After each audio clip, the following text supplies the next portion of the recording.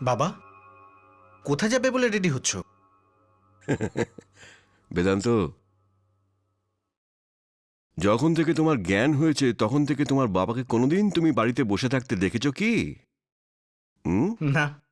অবশ্য এই অসুখের জন্যে কয়েক মাস ধরে আমাকে বাড়িতে বসে থাকতে হয়েছে, তাই তোমার অভ্যেস হয়ে গেছে আমাকে বাড়ির মধ্যে বসে থাকতে দেখার। কিন্তু তুমি আর আমাকে বাড়ির মধ্যে বসে থাকতে দেখতে পাবে না। আরে, তো কোথায় যাবে তুমি? বড় অদ্ভুত প্রশ্ন করছিস তো তুই।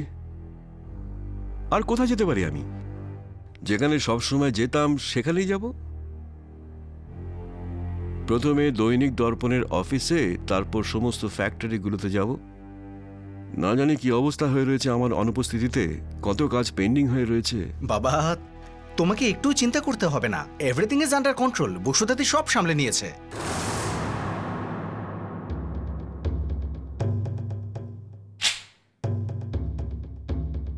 সবকিছু কন্ট্রোলে থাকাটা নিশ্চয়ই জরুরি, কিন্তু সবকিছু আমার কন্ট্রোলে থাকাটা আরও বেশি জরুরি।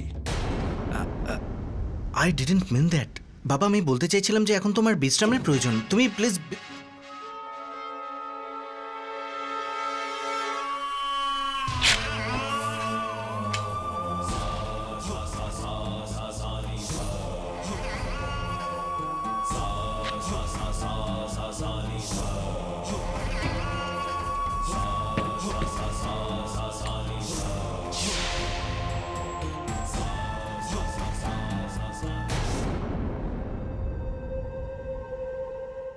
আর শোনো, এই রায় সিংহানিয়া সাম্রাজ্যটা তোমার বাবা তৈরি করেছে, তোমার বসুধা দিদি না।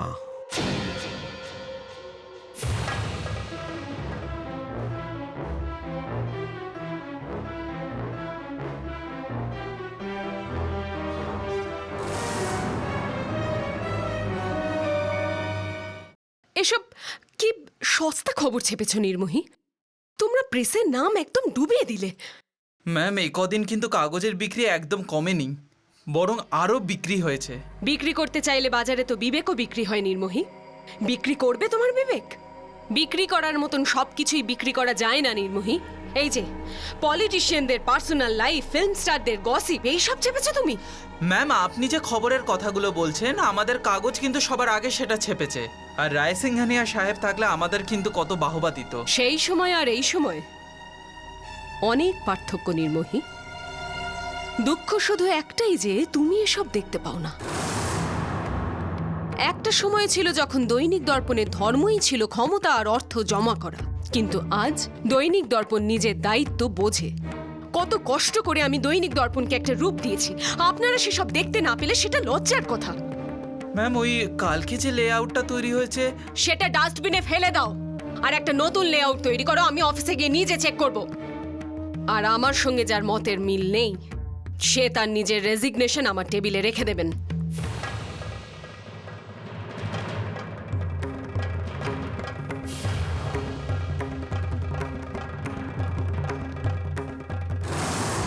ধীরেন্দ্র রায় সিংহানিয়া, তুমি বাসি কাগজের মতন বাতিল হয়ে গেছো।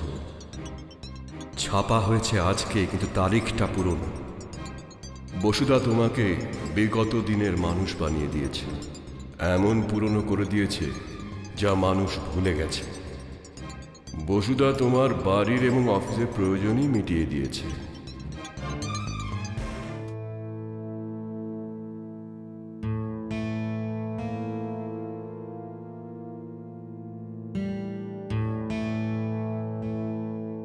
বাবা, তুমি যখন একা থাকো তখন খুব একাকিত্বে ভোগো না? জানো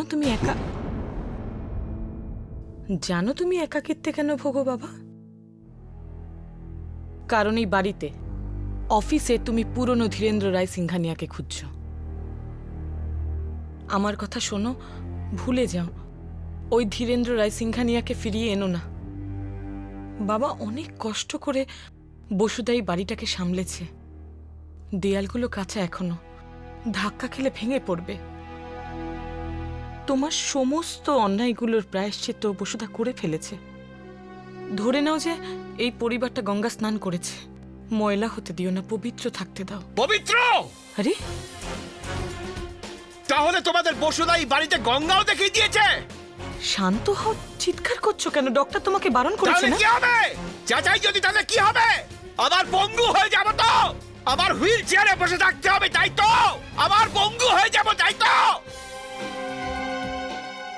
আমার সুস্থ হবার পরও তোমাদের বসুদা আমাকে চিরদিনের মতন পঙ্গু করে রেখেছে। এরকম কিচ্ছু করেনি বাবা ও। যদি কিছু করেই থাকে তাহলে বাড়ি আর অফিসের দায়িত্বটা নিজের কাঁধে তুলে নিয়েছে। ভুল বুঝো না, কিন্তু এই দুটোই আগের থেকে অনেক ভালো চলছে। তোমার তো খুশি হওয়া উচিত।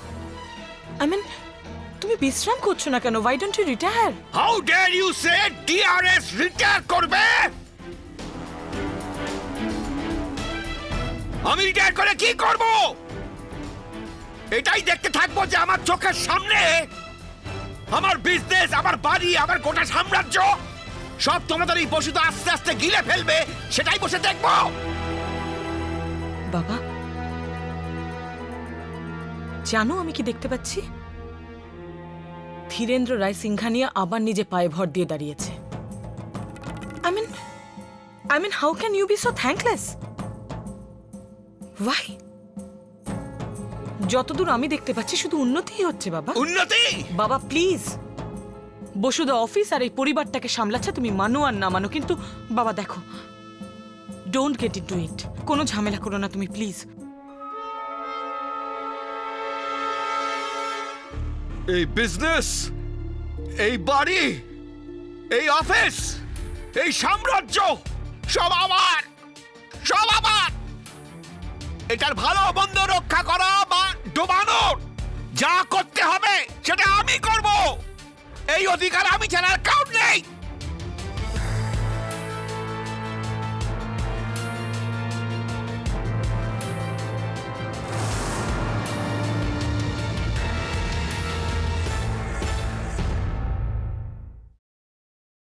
এই ধরনের খবর আমরা দৈনিক দর্পণে ছাপি না ভাই। গুড মর্নিং পান্ডেবাবু। গুড মর্নিং ভাই। কেমন আছেন?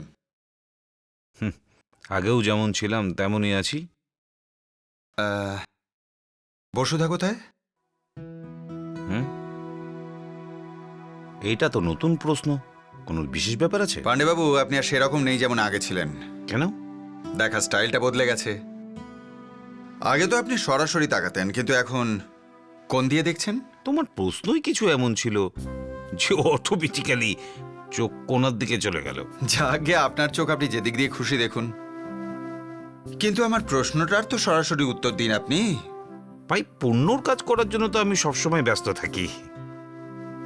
বসুধা দেবী আদর্শনগর পল্লীতে গোবিন্দের সাথে দেখা করতে গেছে। এবার আমি তোমাকে... থ্যাংক ইউ। বাহ, কি ব্যাপার?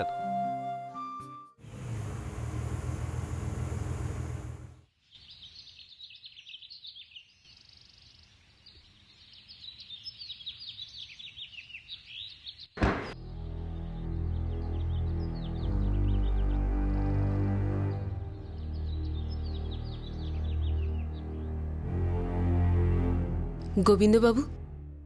আরে আপনি? না না, বসুন বসুন বসুন। গোবিন্দবাবু, একটা দরকারি কাজ ছিল। বলুন, আমি আপনার কি সেবা করতে পারি? ক্ষমা করতে পারবেন আমায়? একটা ভুল বোঝাবুঝির দরুন আপনাকে অনেকটা কষ্ট পেতে হলো। বসুধা দেবী, আজ আমার বুক থেকে দুটো পাহাড় নেমে গেছে। এক তো এটা যে আপনি আমাকে করাপ্ট ভাবেন না, আর দ্বিতীয়টা হলো আমি আপনাকে যেমন চিনতাম আপনি আসলে তেমনটাই। আমি সবসময় মেনে এসেছি যে আপনি শ্রমিকদের সঙ্গে কখনো অন্যায় করবেন না, অন্যায় হতে দেবেন না। কিন্তু অবিচার তো করেইছি আমি, আর আজকে আমি সেটাই শুধরে নিতে এসেছি। ওয়ার্কার্সদের তো এটা ধারণা হয়েই গেছে যে গোবর্ধন যাই করছে সেটা নিজের স্বার্থের জন্যে। কিন্তু এখন ম্যানেজমেন্টও এটা বুঝতে পেরেছে যে ক্ষমতা যদি থাকতো তাহলে কবেই আমাদের মিলে ও তালা ঝুলিয়েই ছাড়ত। সেই জন্যে আমাদের মিলের ভালোর জন্যই আমি চাইছি যে আপনি মিলের ইউনিয়ন লিডার যদি আবার হন। দেখুন বসুধা দেবী, আমার পক্ষে দ্বিতীয়বার ইউনিয়ন লিডার হওয়াটা কি করে সম্ভব? সম্ভব? আপনি আমাকে বরাবরই এটাই বলেছেন যে কোনো শর্ত ছাড়াই যেন আমি শ্রমিকদের দাবি পূরণ করি। এটাই আমি সবাইকে বলতে এসেছি যে শুধু গোবিন্দবাবুর জন্য কোনো শর্ত ছাড়াই আমি সবার দাবি পূরণ করছি। সত্যি কথা বলবো গোবিন্দবাবু, আমি যা করেছি এটা তার একরকম প্রায়শ্চিত্ত করা হবে। এটা তো খুব খুশির কথা ম্যাডাম, তাহলে তো মিষ্টি আনাতে হবে। আপনারা মিষ্টি খান, আমি আজ আসি। না ম্যাডাম, মিষ্টি না খাইয়ে আপনাকে এখান থেকে ছাড়বো না ম্যাডাম। যেতে দেবো না কিন্তু কিছুতেই ম্যাডাম।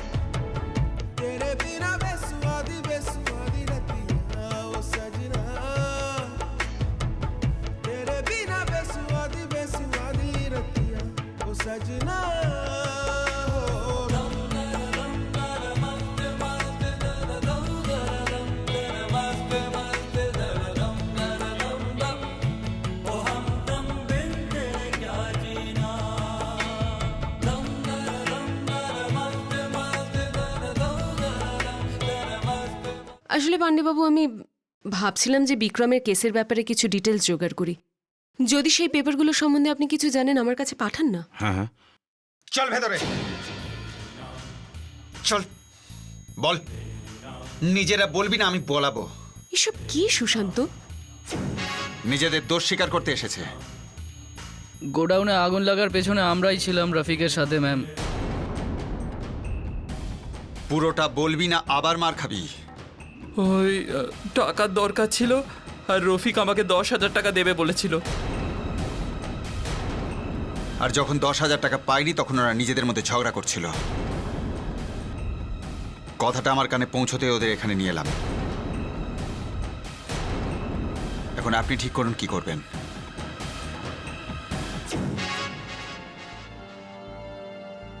সুশান্ত,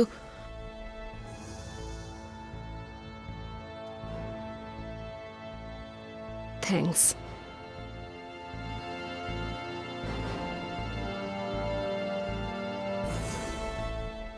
পাণ্ডেবাবু, পুলিশকে ফোন করুন।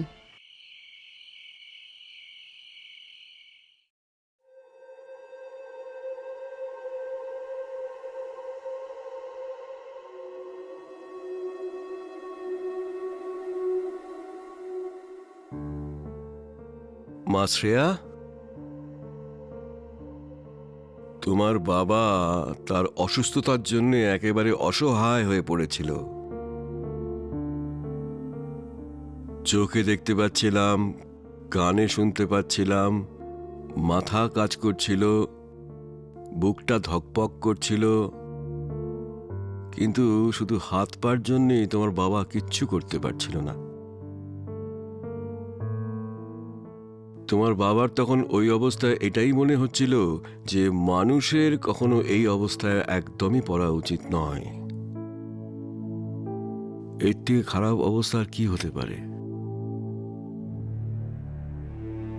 কিন্তু মা, তুমি তো আমাকে ভুল প্রমাণ করে দিলে।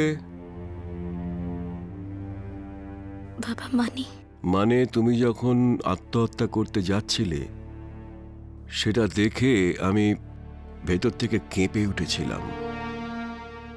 যদি গুলিটা বেরিয়ে যেত তাহলে তোমার বাবা পঙ্গুত্বের থেকেও খারাপ অবস্থায় পড়ে যেত। বাবা আমি সরি। কেন রে মা, এত চিন্তা কিসের তোর? আমার ছোট মেয়েটা কাঁদছে। ও হো, এই বয়সে ভালোবাসাই একমাত্র কাঁদাতে পারে। ভালোবেসেছিস কাউকে? তাহলে বাবার কাছে সেটা লুকোচ্ছিস কেন?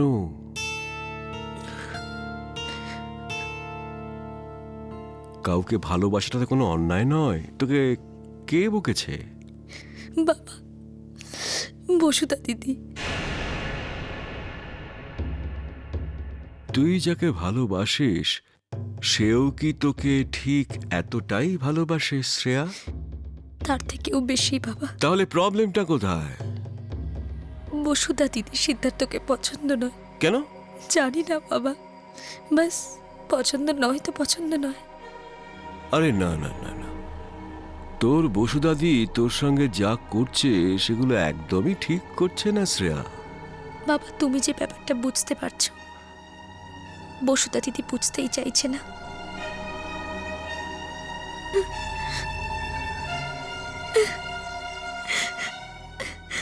বাবা, তুমি জানো আজ তুমি সিদ্ধার্থর ব্যাপারে যেভাবে কথা বললে না, আজ পর্যন্ত এ বাড়িতে কেউ সেভাবে কথা বলিনি। মা, সেটা এই জন্যই যে সবাই জানে যে তুই এ বাড়িতে আমার সব থেকে আদরের ছোট মেয়ে। আমি তো ঠিক হয়ে গেছি, তোর বাবা একদম সুস্থ হয়ে গেছে, সব ঠিক হয়ে যাবে। তোর বিয়ের সিদ্ধান্ত আর কাউকে নিতে হবে না, শুধু আমি নেব। কি যেন নাম বললি ছেলেটার? বাবা, সিদ্ধার্থ।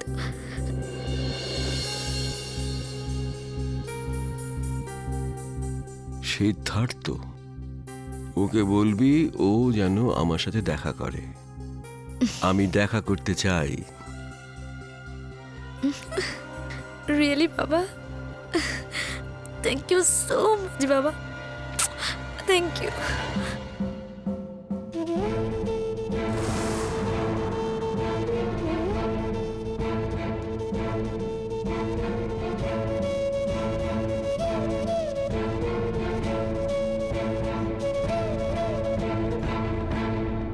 আমি ভেবেছিলাম যে এই রোগটার পর তোমার কোনো নতুন রূপ দেখতে পাবো। কেমন নতুন রূপ? এমন রূপ দেখতে চাইছিলাম যাতে ছোটদের মঙ্গল হয়, অমঙ্গল নয়। আর বসুদা যেগুলো করছে সেগুলো? বসুদা যা করছে সেটা ভেবে চিন্তে করছে। আমি সেটা জানি। ও আমায় দেখাতে চাইছে যে ও আমার থেকে উঁচুতে উঠে গেছে। তুমি ভুল ভাবছো। আমি ওকে খুব ভালোভাবেই চিনি। ও তো আমারই মেয়ে। যে খেলাটা ও আমার থেকে শিখেছে এখন আমাকেই শেখাচ্ছে।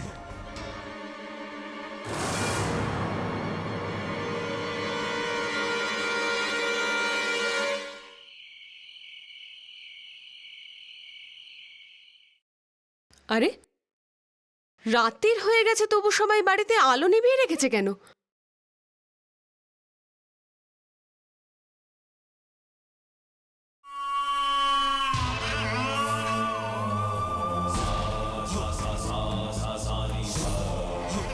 বসুধা,